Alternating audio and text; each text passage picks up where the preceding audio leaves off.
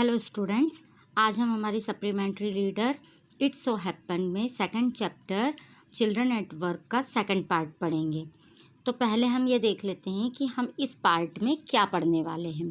ठीक है, तो हम पहले इस पार्ट में पढ़ने वाले हैं, क्या पढ़ने वाले हैं? Velu follows his friend through the crowded street to a big building. जो वैलू है उस लड़की के साथ भीड़ वाली सड़कों से होते हुए एक बड़ी सी बिल्डिंग के पास जाता है। उसके बाद क्या है? Behind the building there is a big garbage bin. उस बिल्डिंग के पीछे एक बड़ा सा कूड़ेदान था।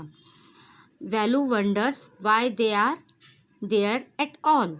वैलू सोचता है कि वे दोनों यहाँ क्यों आए हैं। कौन दोनों? वो लड़की और वैलू। ये हम इस पार्ट के अंदर पूरा इस वाले पार्ट में हम यही सब पढ़ेंगे। He caught up with the girl as she was leaving the station when they got to the road. Velu found that the vehicles kept coming and never stopped for anyone. Smoke and dust flew at him from all sides, making his head spin. They had to wait for a long time before they could find a gap to run through.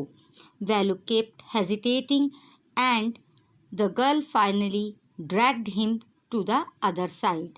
अब यहाँ क्या बताया है? Value दौड़कर उस लड़की को पकड़ता है क्योंकि वह स्टेशन छोड़कर जा रही होती है। जब वे दोनों रोड पर आ गए तब वैलू ने देखा कि गाड़ियाँ आ रही हैं, मतलब बहुत सारी गाड़ियाँ आ रही हैं और किसी के लिए भी नहीं रुक रही हैं। वैलू के ऊपर हर तरफ से धुआं और धूल उड़ रहे हैं जिससे उसका सर घूम जाता है, चकराने लगता है। वे दोनों ने लंबे समय तक इंतज़ार किया, तब जाके उन्हें गैप दिखा भागने के लिए, दूसरी साइड भागने के लिए, क्रॉस करने के लिए। उनको बहुत देर इंतज़ार करने के बाद एक गैप दिखता है। वैलू अभी भी हिचकिचा रहा था, परंतु उस लड़की ने उसे खींचकर उसे दूसरी साइड ले गई रोड के। मतलब वो अभी भी हिचकिचा रहा था क्योंकि वो गांव से आया था, उसने कभी इतनी गाड़ियां नहीं देखी थी, तो वो थोड़ा सा हिचकिचा रहा था, उसको समझ नहीं आ रहा था कि वो रोड कैसे क्रॉस करेगा। तब वो लड़की उसे खींचकर उसको रोड के दूसरी साइड ले जाती है। What do you think you are doing grazing cows? If you stand around in the middle of the road like that you will be chutney. तो लड़की बोलती है, तुम क्या सोच रहे थे? क्या तुम गाय चरा रहे थे? अगर तुम ऐसे ही सड़क के बीचों बीच खड़े रहते तो तुम चटनी बन जाते। मतलब वो बोलती है कि अगर तुम इसी तरह से सड़क के बीचों बीच में खड़े रहते तो गाड़ियाँ तुम्हारी चटनी बना देती। Value's heart was still beating fast. He looked back at Central Station and the traffic speeding by. जो वैल्यू है उसका दिल अब भी बहुत तेज़ धड़क रहा था। वह पीछे मुड़कर सेंट्रल स्टेशन को देखता है और उस ट्रैफिक को भी, जिसे वे दोनों अभी अभी पार करके आए थे। How had they managed to come through that?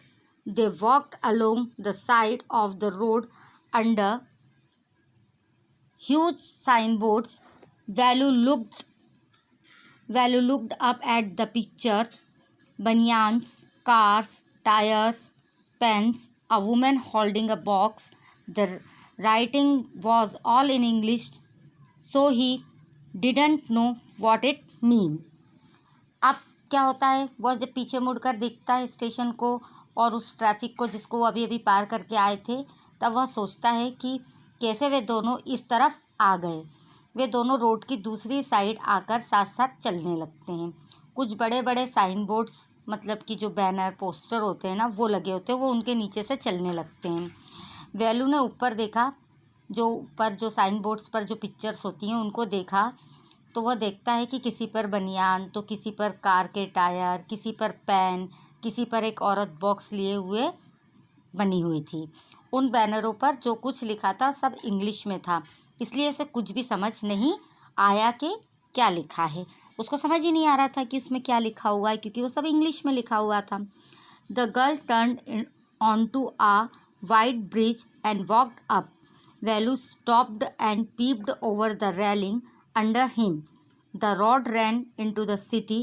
In the distance, he could see huge buildings and towers and more roads. वह लड़की एक ब्रिज पर चढ़ जाती है, वाइड ब्रिज मतलब चौड़े ब्रिज पर चढ़ जाती है और चलती है। वैल्यू रुक जाता है और ब्रिज की रेलिंग से झांक कर देखता है। वह देखता है कि उसके नीचे एक सड़क है जो शहर तक जाती है। थोड़ी ही दूर पर वैल्यू देखता है बड़ी बड़ी बिल्डिंग्स और टावर्स और बहुत सारी सड़कें हैं। ऐसा सब वो वैल्यू कहाँ से देखता है? उस ब्रिज की रेलिंग पे से झांक कर देखता है। See that building, that big building with the wall around it. If you are not careful, you will soon be counting bars there. The girl grinned and pointed at a huge building. तभी वह लड़की कहती है, वो बड़ी सी building देखो जिसके आसपास दीवार है। अगर तुम सावधान नहीं रहोगे तो तुम बेड़ियाँ गिनते नज़र आओगे। मतलब काउंटिंग बार्स मतलब बेड़ियाँ गिनना, बेड़ियाँ गिनते नज़र आओगे। वह लड़की मुस्कुराते हुए कहती है और बड़ी सी बिल्डिंग की तरफ इशारा करती है। वो उसको बताती है, मतलब अब वो बड़ी सी बिल्डिंग क्या है? एक जेल है, ऐसा वो उसको बताती है। ऐसा हम अभी आगे चैप्टर में देखेंगे।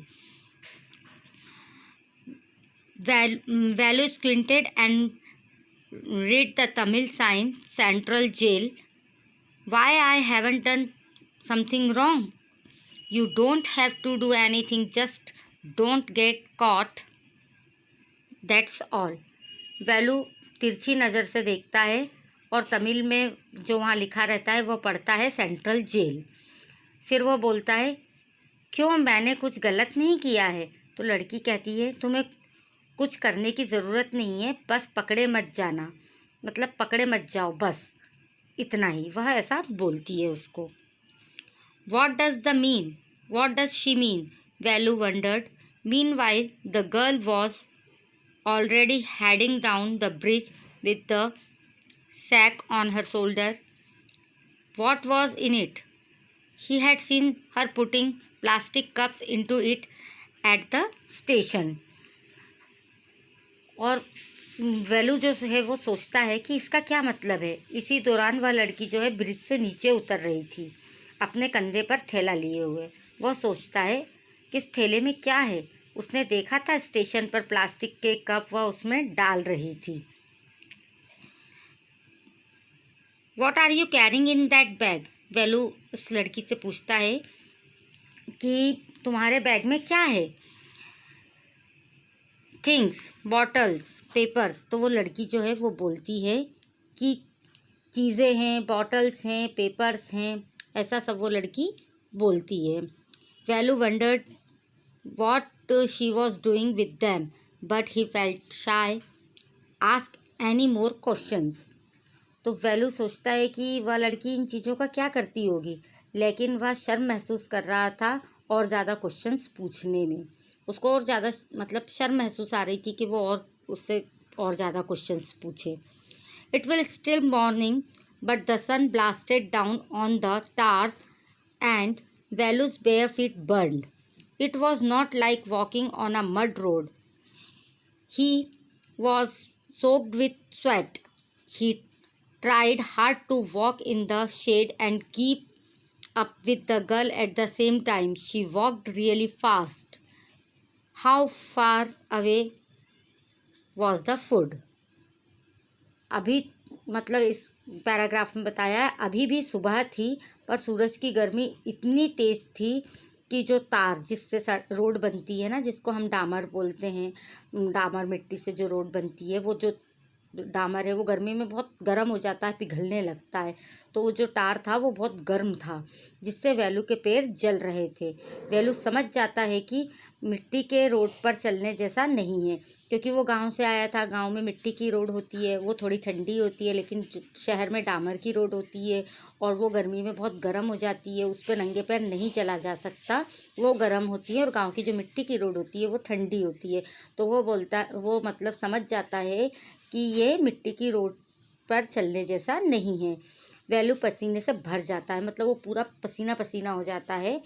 और वैल्यू कोशिश करता है कि छायादार जगह पर चले, मतलब जहाँ जहाँ थोड़ी छाया आ रही है उस जगह पर चलने की वो कोशिश करता है और उस लड़की के साथ साथ भी चलता रहे। मतलब वो कोशिश करता है कि वो छायादार जगह में भी चले और उस लड़की के साथ साथ भी चलता रहे, ऐसा वो महसूस करता है। पर उस लड़की के साथ भी चलने का वो महसूस करता है। वह लड़की सचमुच बहुत तेज चल रही थी। वेलू सोचता है कि खाना यहाँ से कितनी दूर है, ऐसा वेलू सोचता है कि यहाँ से खाना कितनी दूर है। After almost an hour of walking they stopped in front of a big building. Shri Raja Rajeshwari Prasanna Kalyana Mangalam red Velu slowly. लगभग घंटों चलने के बाद वे एक बड़ी सी बिल्डिंग के सामने रुक जाते हैं। वेलू धीरे धीरे पढ़ता है श्री राजा राजेश्वरी प्रसन्ना कल्याणा मंडपम, जो कि वहाँ पर तमिल में लिखा होता है, इसलिए वो उसको पढ़ लेता है। A sign with letters made of flowers said groom J V Vinayagan bride रानी। फिर वो धीरे धीरे उस बड़ी सी बिल्डिंग का नाम पढ़ लेता है। क्या नाम रहता है? श्री राजा राजेश्वरी प्रसन्ना कल्याणा मंडपम। वहाँ पर कुछ अक्षर बने थे फूलों से कुछ लेटर्स बने हुए थे और वहाँ लिखा था दुल्हा जेवी विनयगन और दुल्हन रानी, ऐसा वहाँ पर वो वेलू पढ़ता है। Velu stared at the big cars parked outside. One of the cars had a flower garland and roses tapped on it. The girl looked around, pulled one off quickly and stuck it in her hair. Come on, she said. फिर क्या होता है, वहाँ पर जो वो बहुत सारी कारें खड़ी होती है। वेलू ऐसा देखता है कि वहाँ पर बहुत सारी कारें खड़ी हुई हैं और एक कार के ऊपर जो है वो फूलों की माला चढ़ी हुई है और कुछ गुलाब के फूल चिपके हुए हैं। लड़की ने इधर उधर देखा और उस गाड़ी से तुरंत एक फूल निकाल कर अपने बालों में लगा लिया और लड़की वेलू से बोलती है, चलो भी अब। Are we going to eat here? Asked Velu looking at the huge hall and the people inside. जो वेलू है वो पूछता है क्या हम यहाँ खाने वाले हैं? वहाँ पर वो बड़े से हॉल को और अंदर के लोगों को देखते हुए ऐसा वो लड़की से पूछता है।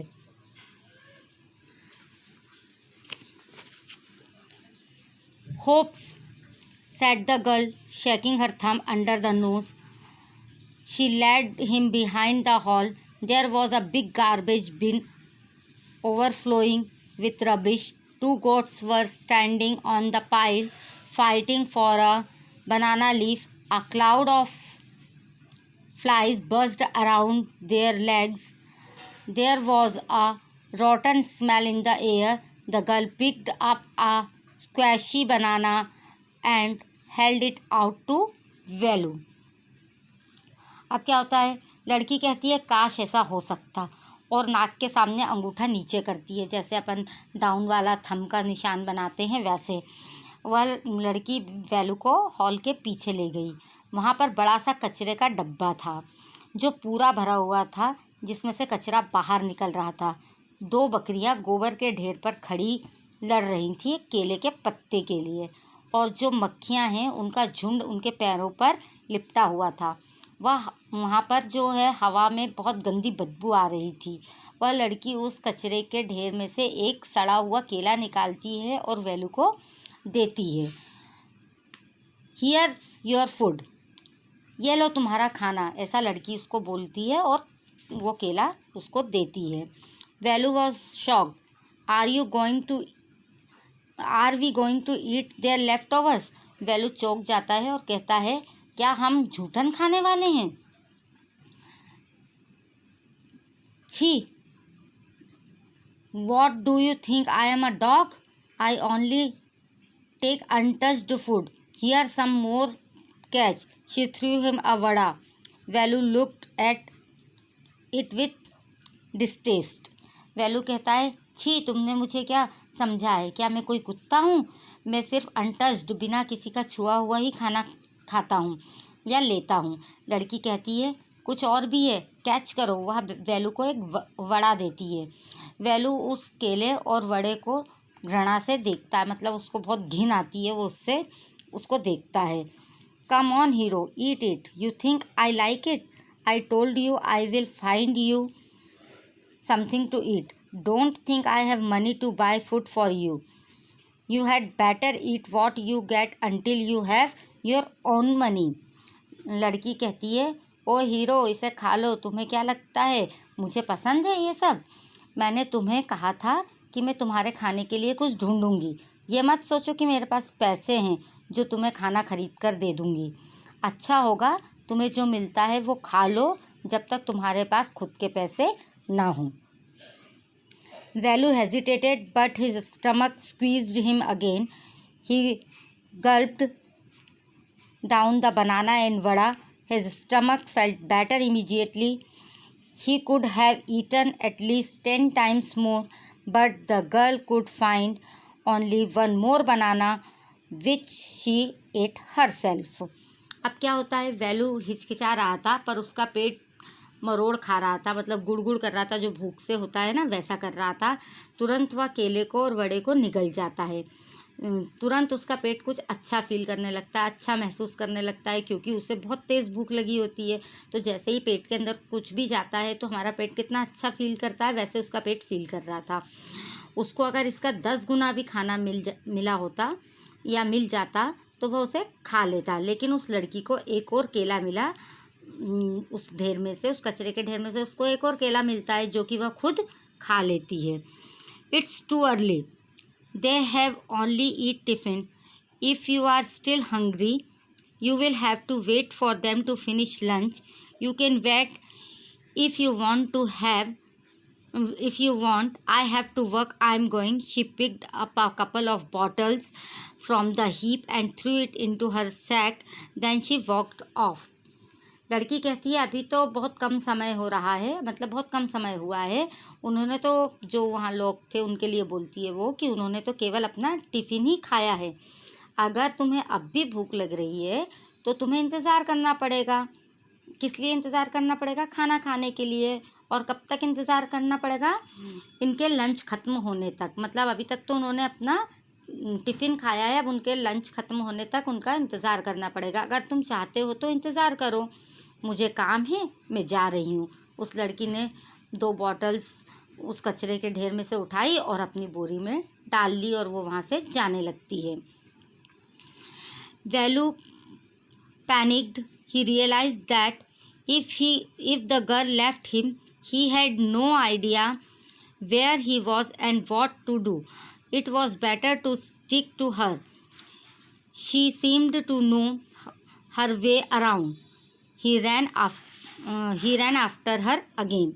वैलू परेशान हो जाता है। वह महसूस करता है कि अगर वह लड़की उसे छोड़कर चली गई तो उसे बिल्कुल भी नहीं पता होगा कि वह कहाँ है और उसे क्या करना है। वैलू सोचता है कि अच्छा होगा कि वह उस लड़की के साथ ही रहे। वैलू को लगता है कि वो जो लड़की है वो यहाँ पर सब कुछ जानती है। वह उसके पीछे दौड़ पड़ता है। Hey, he called. He did not even know the girl's name. Hey, what's your name? He asked, hurrying behind her. वह जल्दबाजी में उसके पीछे जाते हुए उससे पूछता है, ए, तुम्हारा नाम क्या है? वो उसका जबकि नाम भी नहीं जानता था, इसलिए वह उससे क्या पूछता है, तुम्हारा नाम क्या है? She stopped and turned around. Oh, so you have been following me? Seemed without even knowing my name. वो लड़की रुकती है और पीछे घूमती है और वो बोलती है कि ओहो, तुम अभी भी मेरा पीछा कर रहे हो जबकि तुम मेरा नाम तक नहीं जानते। फिर वह बोलती है जया, मतलब वो अपना नाम क्या बताती है, Jaya. I am not following you. तो वो जो वैल्यू है वो उसको बोलता है कि मैं तुम्हें फॉलो नहीं कर रहा हूँ, मैं तुम्हारा पीछा नहीं कर रहा हूँ। तो what then, who got you food? तो वो लड़की बोलती है, तो फिर क्या है, तुम्हें खाना किसने दिया? Can I come with you, where are you going? तो वैल्यू थोड़ा अच्छे से उससे बोलता है, क्या मैं तुम्हारे साथ आ सकता हूँ, तुम कहाँ जा रही हो?